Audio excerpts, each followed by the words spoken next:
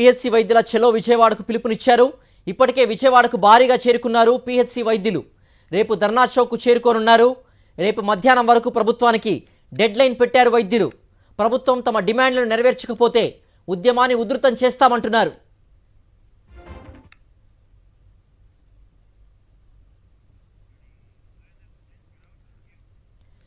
మరింత సమాచారం మా ప్రతినిధి సురేందర్ అందిస్తారు. సురేందర్, రేపు విజయవాడలో పెద్ద ఎత్తున పిహెచ్సి వైద్యులు చేరుకోనున్నట్టుగా తెలుస్తోంది.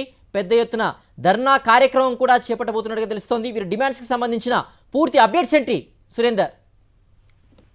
సిద్ధు, రేపు పిహెచ్సి వైద్యులంతా కూడా చలో విజయవాడకు పిలిపించిన పరిస్థితి కనిపిస్తుంది. వాళ్ళు ఎప్పటి నుంచో కూడా ఇన్ సర్వీస్ ఏదైతే ఉంటుందో దాంట్లో పీజీ కోటాలకు సంబంధించి గతంలో పర్సంటేజ్ ఉండేది.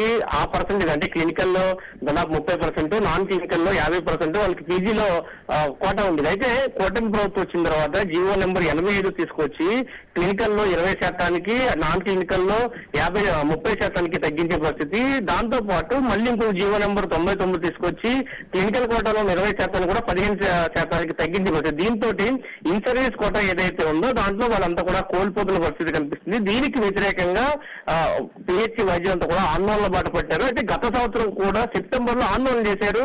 అప్పుడు ప్రభుత్వం పిలిచింది, మీ సమస్యలన్నీ పరిష్కరిస్తామంటూ హామీ ఇచ్చే పరిస్థితి. కానీ ఇప్పటికొచ్చి ఆ సమస్య పరిష్కారం కాలేదు. మళ్ళీ పిహెచ్సి వైద్యులంతా కూడా సమ్మెలోకి వెళ్తామంటూ ప్రకటించిన పరిస్థితి. ఈ రోజు నుంచి నిరవధిక నిరాహార దీక్షలకు వాళ్ళంతా కూడా పిలిపించారు. అయితే ప్రభుత్వం ఉదయం చర్చలు పిలుస్తాము, నిరాహార దీక్షను వాయిదా వేయండి అని చెప్పి పిహెచ్సి వైద్యులు కోరింది. ప్రభుత్వ కోరిక మేరకు, అధికారుల కోరిక మేరకు వాళ్ళంతా కూడా ఈ రోజు జరగాల్సిన నిరాహార దీక్షను వాయిదా వేశారు.